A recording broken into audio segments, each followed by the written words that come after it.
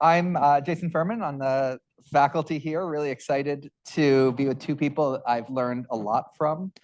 Dan Wang is the author of Breakneck, just a really terrific book I recommend to all of you. He's a research fellow at Hoover.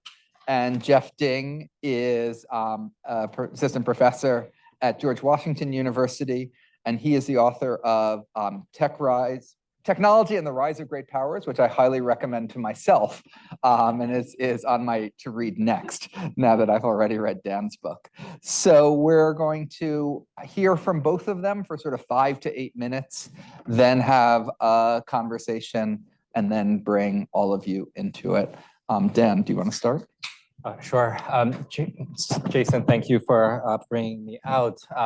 Jason has given me 5 minutes to speak, and so that is how long I will take. I got in 2 days ago from San Francisco, where I'm normally based. San Francisco is in a bit of an odd moment right now, given so much AI that is happening there at the moment. There's a lot of people who go to house parties, who try to build God in a box. Everybody is talking about the end of the world. And in the background is Peter Thiel offering lectures on the Antichrist. And so it is all just quite strange and bizarre over there. Coming to Boston feels much more reasonable and sedate. So that is all quite good as well. So the 5-minute talk that I will have is forward-looking and future-looking, rather than being mostly concerned about the past. And so the question that Chris has asked me to tackle is, will China win on AI? So I'll try to answer that question very, very briefly.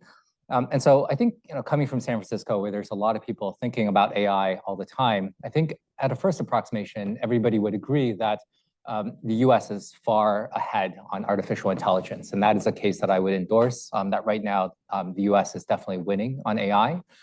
By any simple metrics, we can see that US frontier models are ahead of the Chinese models. That is very real.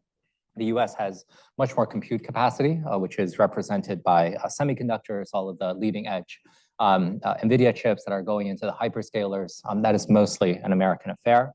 And just in all sorts of other ways, in terms of better reasoning and in terms of better ability to think about a lot of AI, the center of activity is mostly America-based.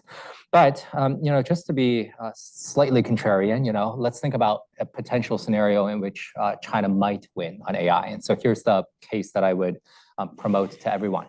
First thing to say is that although by the metrics, it is pretty clear that the US is ahead of AI, it is also pretty clear, according to everyone tracking these sort of things, that China is catching up in some pretty substantial ways. It used to be the case that the US was 15, 18 months ahead on the reasoning models. Right now, it looks like the lead that the US has is something closer to 3 to 6 months, and that gap has continued to shrink it. So just at a first approximation, it seems like the Chinese have been able to make a lot of really good reasoning models, most spectacularly in the case of DeepSeek, which has, is on par in a lot of ways with American models, and it is substantially cheaper, and it is open source as well. That is making a lot of the world more attracted to Chinese models. I think a lot about power production. So this is the case of electrical power. If we have AI all around us, if we're all using AI all the time to be doing a lot of different things, we're going to need a lot more electrical power to actually power all of the AI. And this is where China has a clear and definite advantage. Right now, China's electrical power capacity is already twice as high as America's electrical power capacity, and they're building power at a much higher rate than the US has been doing. This year alone, China is on track to build about 300 gigawatts of solar power, so installed solar capacity in China. The US is on track to build about 30 gigawatts. So that's just an order of magnitude difference. China right now has about 33 nuclear plants under construction, nuclear power plants under construction. The US has 0 under construction.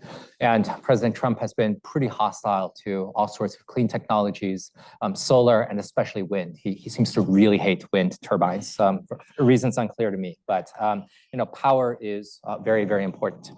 Right now, it's clear that a lot of the AI labs in the US has been able to outspend anyone else. I mean, some of these pay packages that are being reported in the news of Meta researchers getting something like hundreds of millions of dollars to work on these labs. That's pretty incredible. And so right now there's a lot of talent. The US has a lot of the best talent in AI, but also according to these publicly disclosed lists of Meta researchers of AI, a lot of them attended Chinese universities, and I'm assuming everyone who attended these Chinese universities are Chinese nationals. And it's not very clear that the US will be able to hold on to this fluid pool of very motivated labor for a very long time. Just according to some of the news reports out there, many of these Chinese researchers may decide to go back to work for ByteDance or something.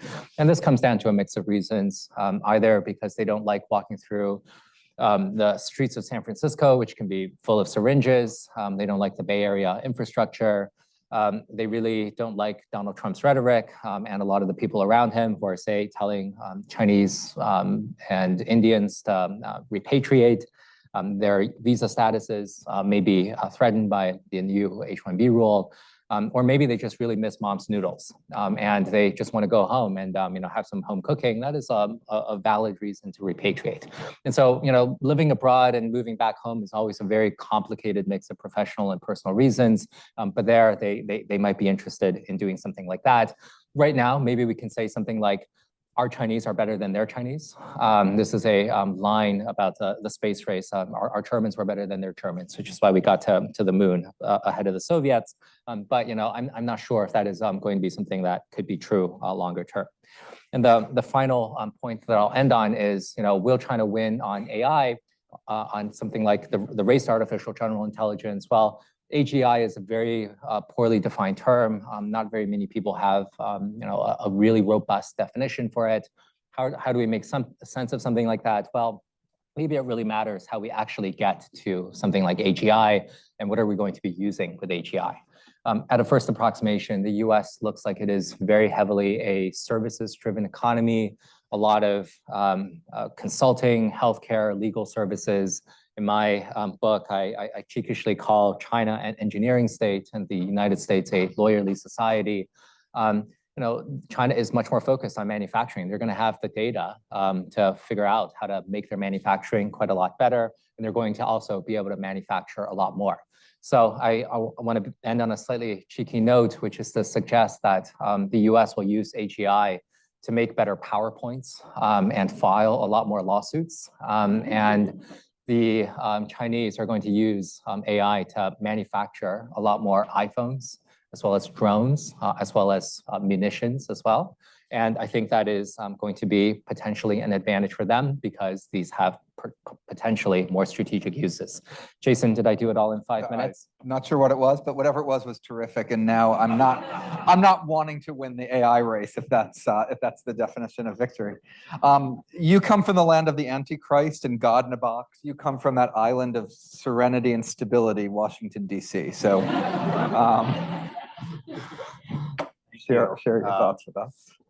Yeah, it's tough to follow Dan, and it's also tough to follow Bob from the previous session. I think he mentioned he unified Germany. I'm still trying to keep myself from falling apart on most days. So I just want to thank Chris and the center staff for bringing us all here together. As I think about industrial policy for AI, I want to come back to the conference theme and reflecting on some of the earlier sessions. Industrial policy and economic security. Before I go through my slides, I think I have 3 framing points that I'll cover through the slides and unpack further. Number 1 is economic productivity. If I could choose just one variable for national power and economic security, I would choose economic productivity. Okay.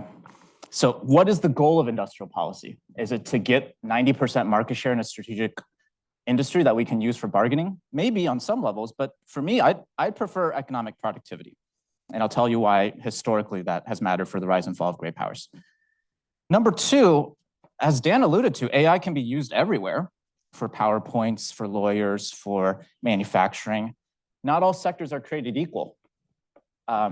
if I were targeting industrial policy, I would care much more about AI than I would care about electric vehicles or even rare earth metals or quantum or blockchain, because AI is a general purpose technology. And historically, these have been the key movers and drivers of economic productivity waves. Number three, this means that history tells us an industrial policy centered on AI has to be a diffusion-oriented strategy for general purpose technologies. Okay, so let's begin. We think about this US-China AI arms race as this chessboard, this geopolitical struggle. The most illuminating thing from this picture, anybody who's played chess before knows that this position cannot exist. We don't have a good picture of what we're racing over. This guy might have some idea of what we're racing over. He goes to the BRICS nations in 2018 and calls back these past industrial revolutions as shaping the fundamental trajectory of human history. What happens in the Chinese system is leaders give speeches and then analysts and commentators go back and interpret and analyze and expound on those speeches a couple months later. So here's one Chinese communist publication, the Study Times Xuexi Shibao. They go through and say, what was the key advantage, the opportunities of these three past industrial revolutions? One country was able to establish a leading productivity advantage. That's the basis for global hegemony. It's how Chinese commentators, policymakers, thinkers at the highest levels are thinking about this competition in the so-called fourth industrial revolution. I come from the world of political science, international relations, Paul Kennedy's seminal classic text. That's how he sees it too. Note that it's about technological change and differentials in growth rates. Which great power is able to sustain economic growth at higher rates than their rivals? The main determinant of long-term economic growth, total factor productivity. And so my book looks at, in these past industrial revolutions, which country was able to take advantage of these technologies and achieve productivity leadership? Of course, that's going to gradually impinge and shape the geopolitical and military balance of power.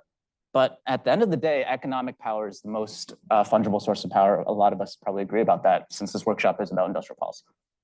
Standard account is very innovation-centered.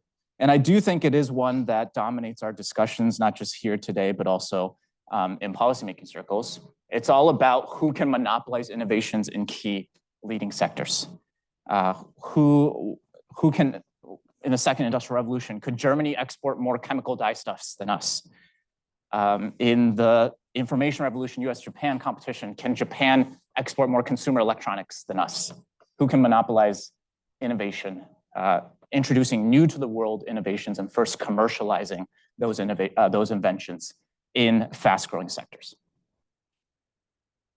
To me, I care more about general purpose technologies, and I think this makes more sense for AI especially. We always call AI the new electricity. Let's take that seriously. What's different from electricity compared to electric vehicles, compared to chemical dyestuffs? Electricity is a GPT. And it has the ability to spread throughout the entire economy. One test of this is think about what's happening in AI is fundamentally changing what's happening in the field of electric vehicles. What's happening in the field of electric vehicles is not fundamentally changing what's happening in the field of AI. I don't mean to pick on electric vehicles. We could pick any other sector we do for industrial policy at this workshop. AI is different. It's special in some ways because it has the potential to be a GPT. And that's going to shape the policies that we think about from an industrial policy perspective. In my book, I emphasize these education and training institutions that widen the base of engineering skills associated with these general purpose technologies.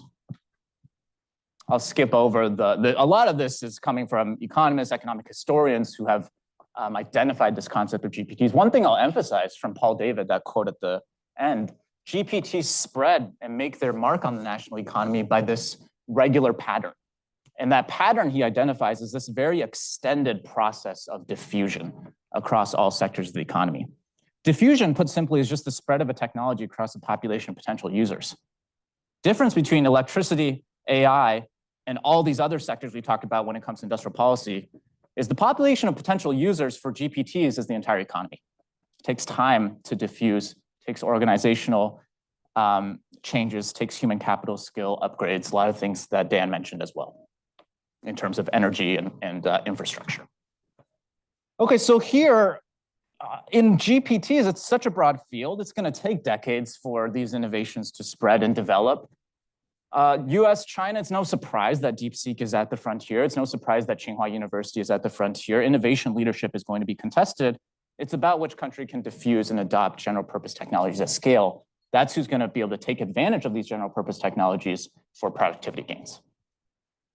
And to me, I focus on the education and training institutions to widen and standardize engineering skills associated with the GPT. When we think about past GPTs, oftentimes electricity, it's a new engineering discipline, electrical engineering, right? Computer science doesn't have the word engineering in it, but it's very much an engineering-oriented discipline.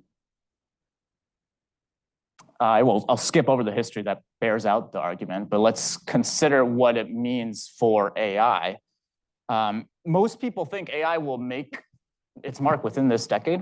2027 is a term that gets thrown around. If you take GPT diffusion, my theory seriously, this will take multiple decades. So you have to know how many innings are we playing to decide what's your strategy for substituting in this reliever at this moment. Sorry, playoff baseball is in my mind right now, but that's the impact timeframe. In terms of what matters more, diffusion or innovation, we think of China as dominating all these fields. A lot of the indicators you've heard today, cutting edge R&D, best startups, the top companies, frontier firms. When it comes to diffusion, it's about how do you get something like cloud computing to spread throughout the entire economy to be used by all these firms. China significantly trails the US on this point. I've done a lot of studies on this paper on the diffusion deficit, so it's saying that the US is very well positioned to win this AI diffusion race. And here with GPTs, it's not about targeting a single sector because you have to get all these complementary innovations in all these application using sectors. And so it's more about a horizontal industrial policy rather than a vertical one. I think one preliminary case for just which country is better positioned at training AI engineers is 150 versus 38. And so one exercise I did is I looked at Emory Berger's CS Rankings website for the number of universities in each country that has just one affiliated researcher that has published in a machine learning conference. So very low quality baseline, but a quality baseline nonetheless for training good quality AI engineers. US has 150 of those universities. I'm not showing the Harvards of the world in that graphic. I'm showing the University of Wisconsin's, the University of Missouri's. Once it gets down to past the 40th and the 50th ranked universities, China significantly trails the US in this breadth of strong AI skill infrastructure. And so I won't point to all these specific strategies, but some of the things that I've written about in op-eds, in RAND papers, in foreign affairs op-eds is I think the Chips and Science Act is a great example of the two different paths, innovation-centered versus diffusion-centered. Everyone talks about the CHIPS plank. I'm much more interested in the science plank when there are all of these STEM workforce development initiatives. Implementation of those has been very slow and fraught. How do you invest in broadening the AI engineering skill base in the US? I think that's one of the key planks of this diffusion-centered strategy to win the AI race. Looking forward to the discussion to follow. Great. That was terrific. So I want to start out with three different topics. The first is, why is the United States winning the race? Then I want to question whether we're really winning the race. And then I want to question whether there is a race. But let's start out with the why. Kai-Fu Lee wrote a book a number of years ago and predicted China would win. As I remember it, he emphasized data that all the big breakthroughs had happened and there were a lot more very good mathematicians in China than here, and just scale. So far, that hasn't worked out. One view is that he missed things like new ideas mattered more than he thought, and some of those are coming out of here, although with DeepSeek with China, that chips and scale mattered more. Another view is that we've denied China a lot of microchips, and because chips and scales mattered and we denied them, China would be ahead right now, but for the types of export controls we've had from the Biden administration. So why do you think Kai-Fu Lee, at least so far, has been wrong? And is it possible it'll turn out that he's vindicated? Dan, you can go first. Maybe it is too soon to tell exactly what will happen. I think I'm a Canadian. I don't know our baseball analogies. Which inning are we in? Second or third? A Canadian team is in the World Series right now. I'm sorry. I'm a bad Canadian. So It's maybe it is a little bit too soon to tell. And what I want to gesture at this is that if we, with my remarks, is that let's look back in 10 years and see if the power constraint really matters, if the data really matters. Right now, they're behind on compute. They're probably not going to be catching up on compute. Huawei chips are much worse than NVIDIA chips, and that is quite clear. But President Donald Trump also seems potentially to be very keen on solving China's compute problems for them. And by giving them a lot of H20s based on lobbying by Wang. So it is possible that they will solve a lot of these things. And I'm just saying that it is a little bit too early to say, I think. Yeah, I think I largely agree. I think we're very much in the early innings, like the first inning of this competition. And again, this is based off of if you think what we've learned from past general purpose technologies holds today, right? We have the electric dynamo in 1870. From the earliest adopting fastest country to adopt in the US, you don't get productivity gains. If that's what we're optimizing for, you don't get those until the 1920s. And so to me, if everyone says we can now compare AI diffusion in the US versus China, and they cite these things like surveys of businesses saying that they've implemented AI, I don't think that's, in most cases, that's not going to be real integration. Which business is going to say, no, I'm not trying out AI techniques right now? And so to me, I think it's too early to tell, which is why you look for leading indicators, like who is going to be able to train a broader, who has a broader pool of institutions to train good quality AI engineers. Even look at DeepSeek. If you look at some of the most, I translate these white papers from China, and they ranked different third-party integrations of DeepSeek.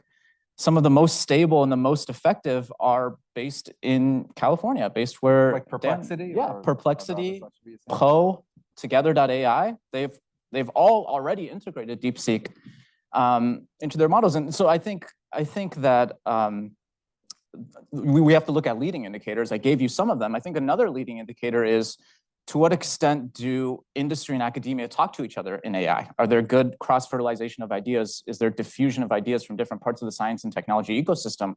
One other indicator I cite in my book is look at every country's AI publications and how many of them are hybrid. How many of them have at least one co-author from industry and one co-author from academia? US leads on that metric. China is less than half. And struggles with has a lot of barriers to industry and academic collaboration. And so to me, I think, I agree, we don't know, but I think there's a lot of indicators that suggest the US is very well positioned. And Dan, just to go back to what you were saying before, to some degree is your argument, China might have been the same, it might have been ahead, plus we don't know. But denying them the chips has actually been effective. So, but for that policy, everything else China had going for it would mean it would be way ahead for us, and that's been working so far. No, I wouldn't quite say that. But for the chips denial, I think that initially when I remember being in China, I was still living in Shanghai when ChatGPT rolled out. And there was no way for most Chinese without an American number, an American credit card to be able to access large language models. And I was skeptical that China was going to, that Beijing was going to let large language models get into the hands of most people.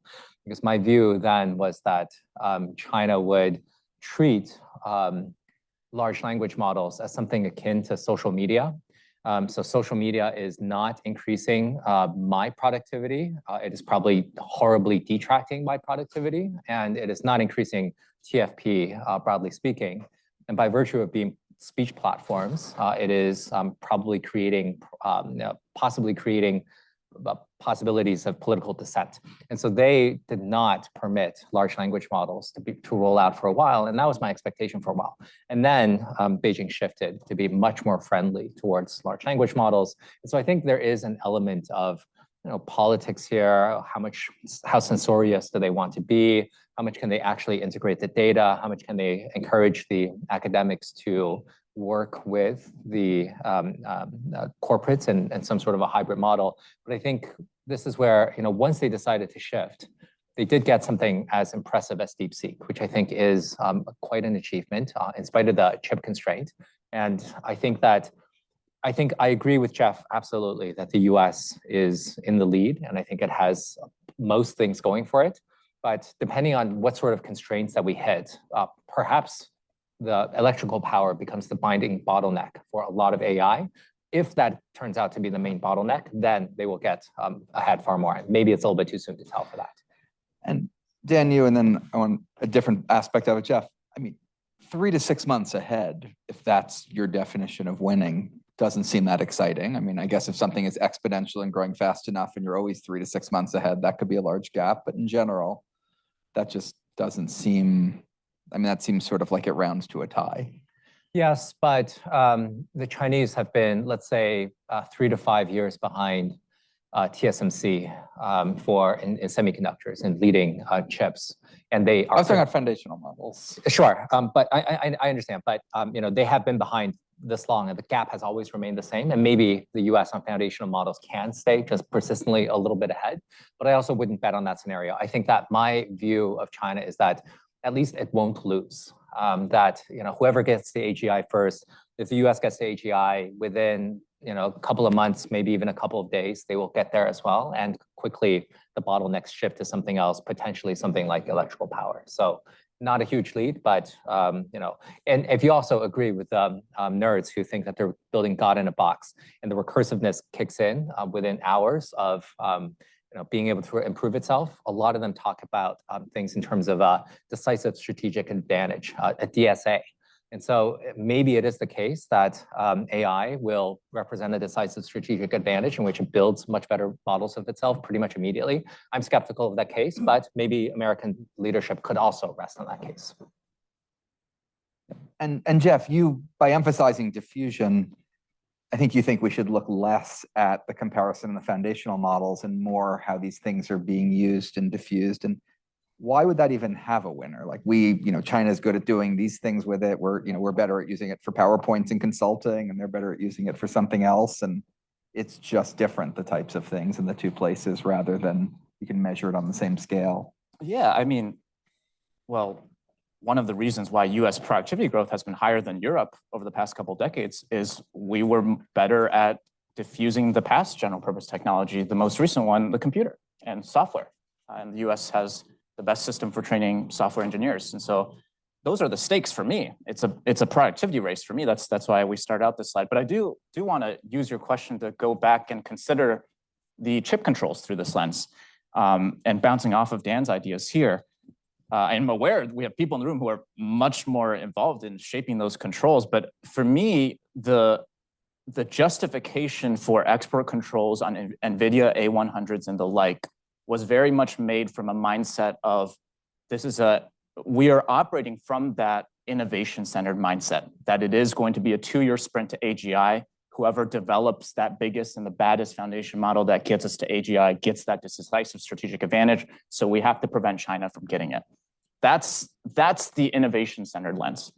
If you look at it from a GPT diffusion lens, it's very hard to prevent a general purpose, another country from getting access to a general purpose technology. I think the H20 conundrum is an example of that. Because on the one hand, NVIDIA H20s can be used, Chinese companies have figured out innovative workarounds to use that H20 chip, which is optimized for diffusion and deployment. And they have found workarounds to make it useful to train foundational models using H20s, which is why we had this dispute. But even then, sure, as Dan said, if there's only a 3 to 6 month delay to getting a model that's good enough, and then on the diffusion side, you don't need as strong of a chip. So you can, for a distilled version of DeepSeek, so that's a smaller size parameter version of DeepSeek, not the 680 billion parameter full model. For a distilled version of DeepSeek, you can deploy that using a chip that's never going to be controlled by export controls, because that would just wreck the US chip industry, and you don't want to bring the threshold down too low. And so to me, the export controls were oriented at a flawed view of how competition in AI is going to unfold. I'm sympathetic to the fact that I think that administration was influenced by there's a 1% chance that AGI 2-year sprint scenario is at play. I'm sympathetic to that, but I think there's two different lenses of looking through the export controls. I don't think they're as effective or even that relevant in a GPT diffusion world. Now I want to just go to a more fundamental question, which is, does the concept of winning this race make sense? And insofar as it doesn't, does sort of tricking yourself into thinking it does lead to better things or worse things? National security, an awful lot of stuff is zero sum. Not everything, like if you both destroy each other, that's negative sum and you'd rather avoid that. But a lot is zero sum. Economics is generally positive sum, where people benefit from each other's ideas, each other's trade. Innovation depends a lot on that. You know, if you end up as the country that has this, you might get most of the stock market capitalization, but Jeff, I agree with you. What matters most is productivity, and productivity is, can you use these things, not do you have the headquarters of the company that produced them. If you go to like AAAI, I believe the majority of papers now are from Chinese researchers. In fact, it used to be the American Association for Artificial Intelligence. They took American out of their name. I talk to engineers who think we learn a ton of things from China. DeepSeek, you know, some of our companies have benefited quite a lot from. So, you know, why should I even think of this as a sort of zero-sum race as opposed to we're both learning from each other, and maybe there's some small piece of it of, you know, who gets the market cap because they have the headquarters of the company. But, and then I want to understand if that's not, you know, in what ways it is a race, and then, you know, what's harmful about thinking about it as a race that might lead to worse outcomes than if we weren't thinking of it that way. I can briefly lead off, and then Dan, please. I think for me, power is multidimensional, and you can optimize for a bunch of different things with industrial policy. So I don't want you to come away from this thinking productivity at the end of the day is all that matters. I think there's reasons you can get strategic leverage by getting key market share and chokehold, sort of key market share and chokehold technologies. And you can use that as bargaining leverage. You can use that as a deterrent to conflict. You can use that as a punishment to sanction activity that you don't want another country to pursue. And so I think there are very good reasons to think that this game is not completely just positive sum. We can just both pursue productivity gains in conjunction. I mean, I wasn't, you know, I'm not sure the answer to Larry's question on whether we need a car industry. Yeah. I'd be pretty terrified if we didn't have a lot of AI in the United States. What I'm just saying is, if we have openness to Chinese AI, we learn more from us. They learn from, you know, we learn from them. They learn from us. We both advance faster. We solve climate change faster. We, you know, solve diseases faster, et cetera, et cetera. That's the way we'd normally think about it. There's no choke point in that. Yeah. I'm not saying give it up and just sort of wait for them to figure it out. Yeah. I would say in general, I'm on board with you in that it's not like you really know where the electricity supply chain comes from, or like all these open source software packages. We don't care too much about dependency on a single country for general purpose technologies. But within the general AI industry, there's going to be specific chokeholds. And so I think the NVIDIA A100 chip, or the sort of NVIDIA is an example of that. TSMC is an example of that. And so it's a balancing act. In general, I think openness, you optimize for openness and you accept the trade-offs of that openness. But policymakers have to balance, not just have to orient to not just one thing, which is what my presentation was about, and they have to balance these other considerations.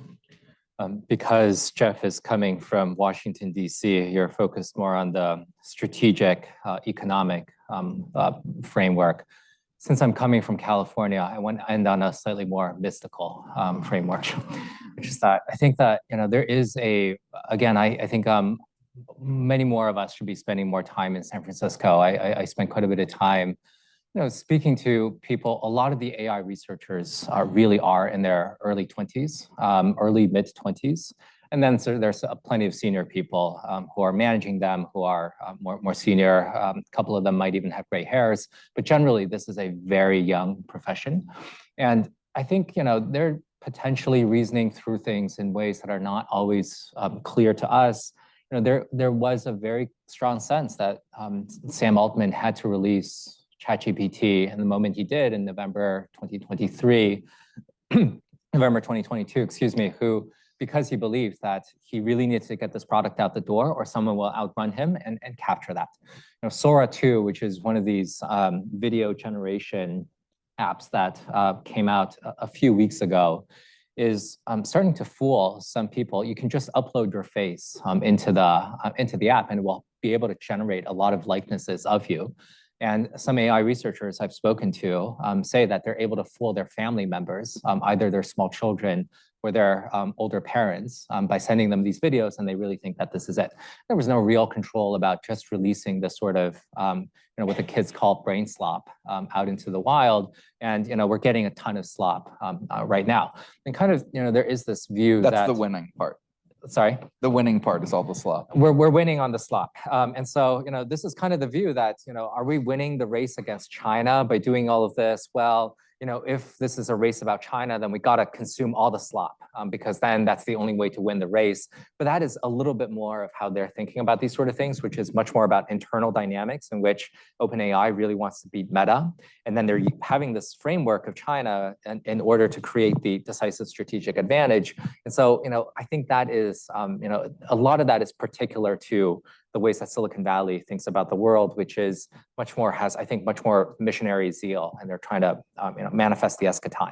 And so when I'm trying to think through some history here, when the U.S. had a brief window of a monopoly over the fission bomb, and then also when it had a brief monopoly over the thermonuclear hydrogen bomb, I'm not sure if that represented anything like a really decisive advantage over the Soviet Union. The U.S. didn't nuke the Soviet Union. And I'm wondering, if it is going to be something like, having that advantage, maybe my view is that China will figure it out pretty quickly as well, by hook or by crook, so that the U.S. is not a monopolist on having a decisive strategic advantage. And so, I feel like it is not going to be, something like runaway technology all at once. And do you, either of you, understand? I mean, when I first tried DeepSeek, I asked it how many people were killed in the Great Leap Forward. It gave me a really great answer. The problem was it disappeared before I could read it. When I asked Perplexity that question, it gives me an accurate answer and it stays on the screen long enough for me to read. Perplexity claims that they've turned off all the whatever stuff the Chinese have done to this model that I'd rather not have in a model that I'm using. How confident are we that Perplexity's turned all that off? Are these things so complicated that if we're using Chinese foundational models, they can subtly start to steer, and I can start thinking the Great Leap Forward really was like a great leap, forward, rather than what Perplexity told me the last I checked? It's an important question. So let me make 2 points on that. Number one is all large language models use moderation APIs to censor their content.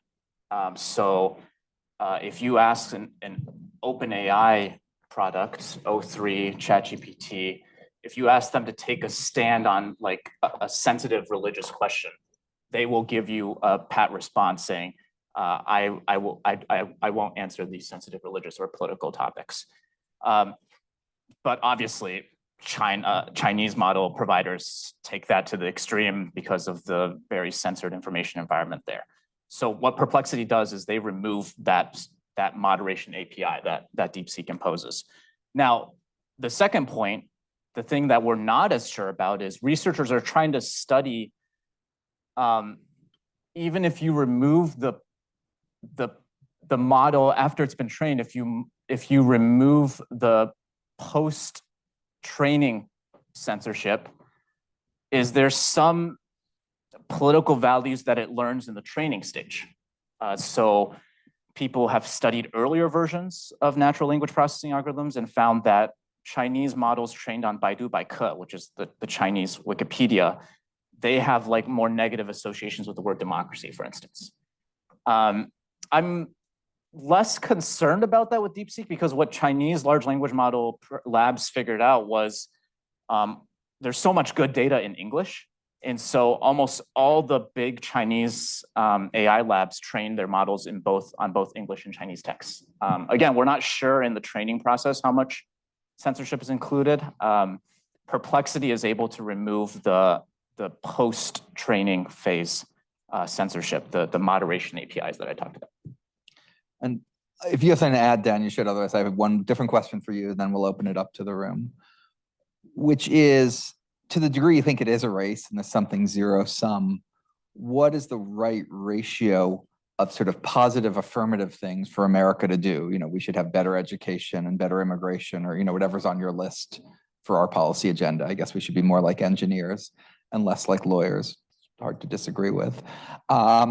Versus on the sort of cutting off contact with China, making sure they don't get information from us, making sure they don't get chips from us. Sort of what's the ratio of sort of offense and defense?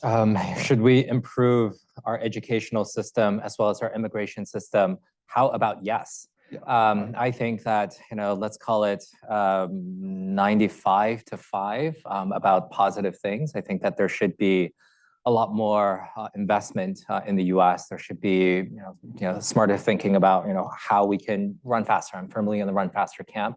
I think the evidence on the chip controls, broadly speaking, as well as the broader set of export controls on China over the last, you know, since Donald Trump added ZTE to the denied persons list in 2017 or 2018. I think the overall evidence over the last nearly 10 years now, I think is deeply ambivalent. And I would say that in the fullness of time, we will see, I expect that US export controls have accelerated rather than decelerated China's technological progress, that US controls have created these giant holes of demand that mostly Chinese firms have rushed to fill, that technologies don't get monopolized by any country for a very long time. You know, I'm thinking a lot about, you know, earlier episodes of Diffusion, in which there's a guy named Samuel Slater who memorized a bunch of mill designs from the UK in the 18th century, got on a ship and built a bunch of mills in Rhode Island. His nickname in the US was Father of the American Industrial Revolution. In the UK, his nickname was Slater the Trader.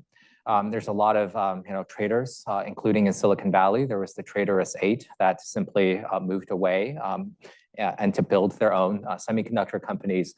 In general, it is really easy for knowledge to travel around. In Silicon Valley, our saying is, knowledge travels at the speed of beer or coffee, pick your poison. And generally, people talk about these things. They get hired around other countries, steal, spy, whatever it is to get these technologies. And then in general, they manage to figure most things out. And that is kind of my view for a lot of controls as well, that, you know, in the short run, maybe it sets them back, especially if you believe that you're in a sprint that matters in the next 2 years.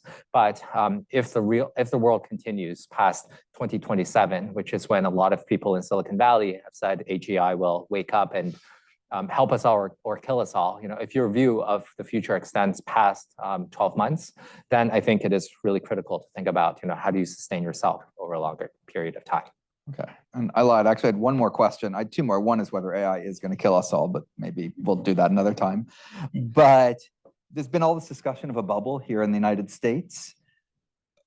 Is there anything analogous to that in China? If we have a bubble, does that mean they have a bubble?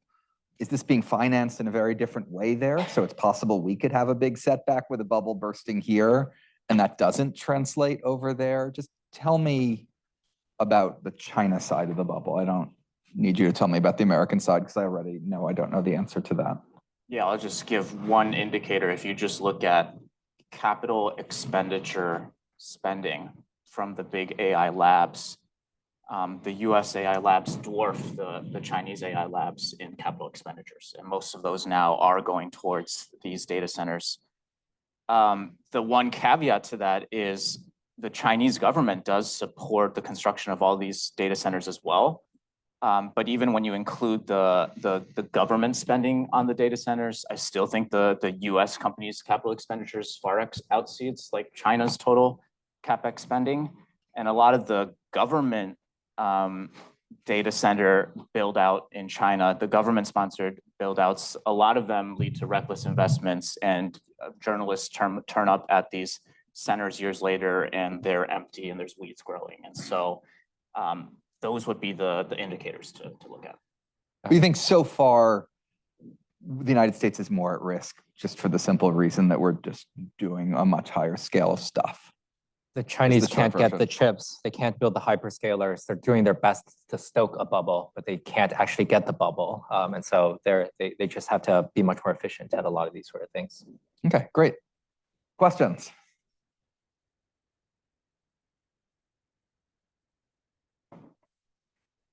Yeah, I can start. Hi, Bethany Russell. I'm a joint degree student between here and the business school. And I like to point about AI diffusion because, this isn't a race just about technology, but it's a race for integration of the technology. In order to have productivity gains, companies need to meaningfully incorporate AI. In order to have national security benefits, militaries need to meaningfully incorporate AI. In August of this year, China unveiled its AI Plus strategy, which is its plan over the next 10 years to meaningfully involve AI within multiple sectors of its economy. This is similar to what they did in, driving internet adoption within the PRC. And we spent most of this conference talking about how effective PRC industrial strategy is. So the fact that the CCP is aware of the need for diffusion and seems to be very aggressively driving diffusion, potentially more so the United States, does that change at all how you see AI competition between the two countries? Yeah, it's I can start. Why don't we take 3 questions? Sorry about that. Yes, thank you. And Larry and Chris, I assume you're not so shy that if you had a question, I would realize it. Okay.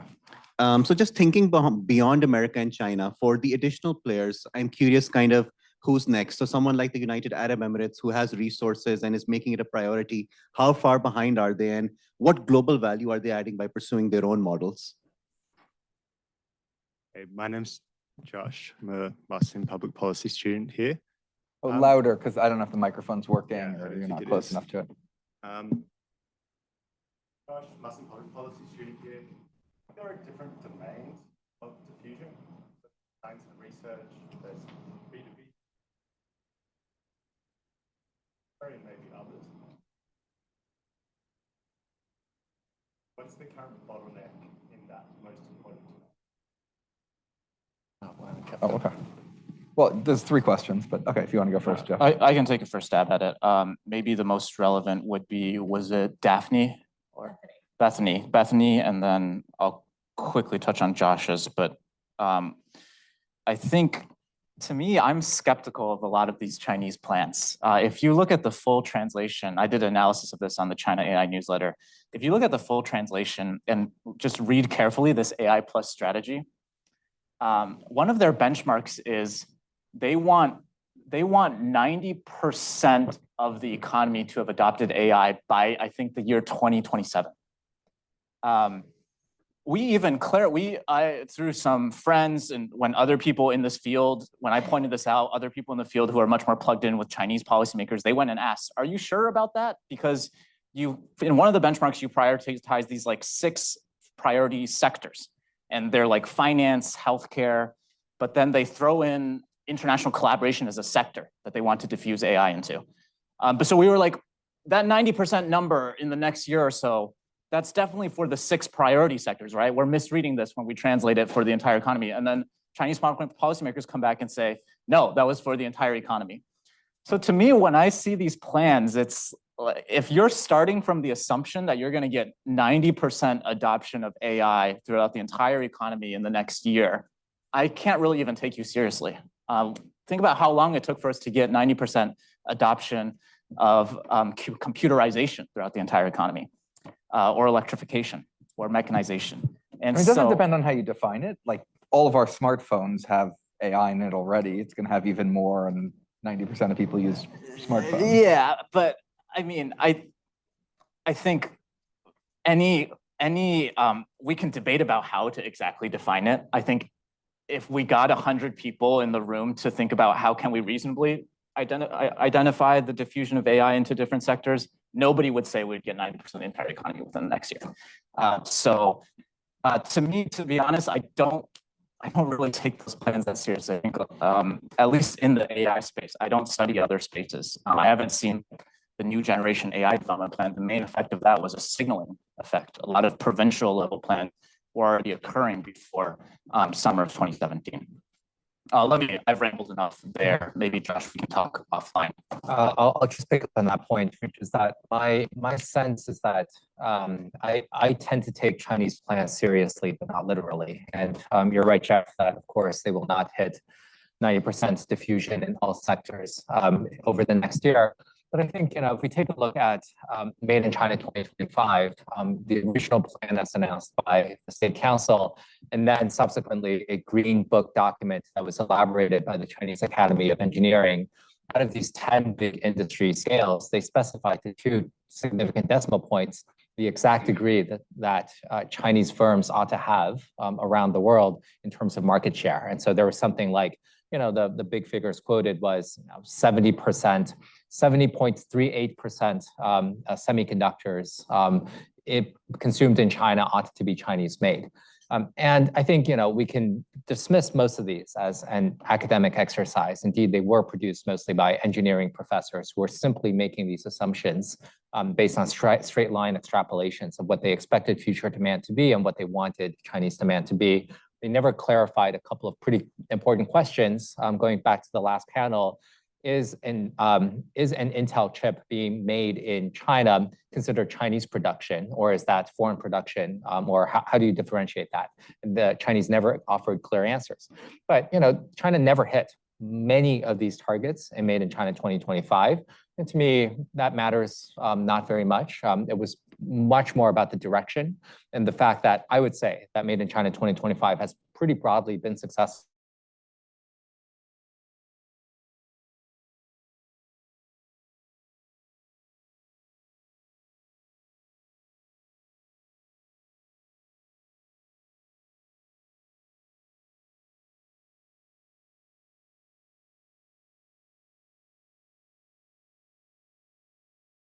We have 3 people at the microphones. I'm a Master of Public Policy student here. I have a question about the diffusion of AI. I'm looking back to the oil-led industrial revolution. Now we are living in an era where we are dependent on oil. We cannot live without oil, which is dependent on certain countries, which is leading to some instability of our economy. If diffusion of AI happens, especially in countries where we don't have certain models like ChatGPT or DeepSeek, it will potentially lead to a similar situation. So we can't stop industrial policies to create our own models. So what is your advice to countries who don't have their own model, or like how can we learn from the history to avoid these kind of situations? Was there anyone else? Oh, Olivia. So Olivia White, McKinsey Global Institute. There's a word we haven't heard, which is Europe. What do you have to say about Europe and all of this? Somebody posted on Twitter this morning a list of tech companies, and they were like, not a single one of these is American. And it was like Accenture through a bunch of others I hadn't heard of. And they were the biggest tech companies in Europe. Yeah, there's a new X account that Okay, maybe that's what it was. I wonder, I would like to see more effort from Europe. How much have we seen so far? My sense is that one of the big European champions, Mistral, has not gotten terribly far. That when people like Emmanuel Macron announced that Europe is spending $2 billion on sovereign AI, or is it $8 billion? I've heard from some researchers in Silicon Valley to say, oh, $8 billion, that will get you 8 AI researchers. So I think there is a sense. My strong sense is that, and 3 of the questions were about this, is that the future will mostly be invented by the United States as well as China, and that these are still the countries that matter the most. And until other countries can prove that they are really able to get in this game, it is still the two big countries that matter the most in terms of most technologies. And I think just briefly on the first question, to me, it matters what level of the AI stack you're talking about. And so you saw with the last days of the Biden administration with the diffusion rules, that layer, the fundamental layer of the stack, access to the best chips for training frontier models today, there, maybe the analogy to oil makes more sense. But when it comes to cutting edge frontier models, any middle power, any developing country, they're gonna have access to models from a bunch of different countries and a bunch of different firms. And so there, the oil analogy doesn't hold up as much. Great. We're gonna have to end in a moment. I want to check with Chris and Larry, though. You're both good, happy, Okay, I'll ask, if you broke me, I'll ask one question. or you can make a point, whatever you We want, have two different time horizons discussed. and introduce yourself. Two different time horizons suggest the sort of 2027 AGI threshold, which I'm equally skeptical of. And then Jeff's got the half-century long time horizon, which I'm sympathetic to in a lot of ways. But I would observe that in many software markets, we have winner take all or winner take most dynamics. And so if this is in fact a big inflection point, which it seems like it is, could the next 5 years not be actually quite influential in figuring out which are the next $3 or $4 trillion companies? I guess Jason was sort of dismissal of how much that actually mattered. Right. But I mean, please. because I've been name checked. I mean, I'll go first. I mean, look, if I were Europe, I'd get rid of a lot of the stupid regulations and I'd figure out how to be much better at this. But even if Europe doesn't have anything like the American AI companies, I don't think its productivity is going to fall like dramatically further and further behind the United States. I mean, they don't have the cloud companies, but they use the cloud for all of their companies, et cetera. So I think for the productivity in the market, the market cap tells a disproportionately scary story relative to productivity. But productivity story is scary enough for Europe as it is. So. And it doesn't seem like the internet has been winner take all. The Chinese have carved out their own internet. It has been American companies taking Europe for sure, as well as much of the rest of the world. But the Chinese are showing that they can create their own spheres, and perhaps with DeepSeek, it seems like there's a lot of developing countries that are very interested in using these open source models, and indeed a lot of Silicon Valley companies are very interested in using these open source models. So I would say that my time horizons are long, and I think the future is still up for grabs. Yeah, Chris, I think to me your question points out we can't have it all, right? There are trade-offs. So yeah, the US gets a lot of benefits from having all of these big internet and cloud computing platforms. Go to meetings of the Internet Engineering Task Force. Those companies get to set the rules about how the internet is governed. They get all the royalties. Some Chinese players are there too, but they get all the royalties. They control market power and they control these global value chains. The weaponized interdependence article was very influential in both the Trump 1.0 and Biden administrations. And there are advantages to having these controlling big firms in these winner-take-all markets. What I'm concerned with is supporting the big firms and making sure you get the big firms. That doesn't necessarily lead to widespread diffusion. And sometimes if you support too much of like the champion model or the big firm model, they want their own technology stack. They don't train their engineers and their talent to be equipped in the tools for the other cloud computing companies or the other internet companies. And so you don't get as much of that fast acting diffusion mechanism that comes from decentralization. And so you can't, that's why we've had this conversation. There's all these different aims with industrial policy. We haven't even just mentioned competitiveness and jobs. You can't have them all. Clearly specify which ones you're optimizing for and try to understand how to navigate those trade-offs. And trade-offs is my favorite word in economic policy. So we'll end on that. Thanks for both of you.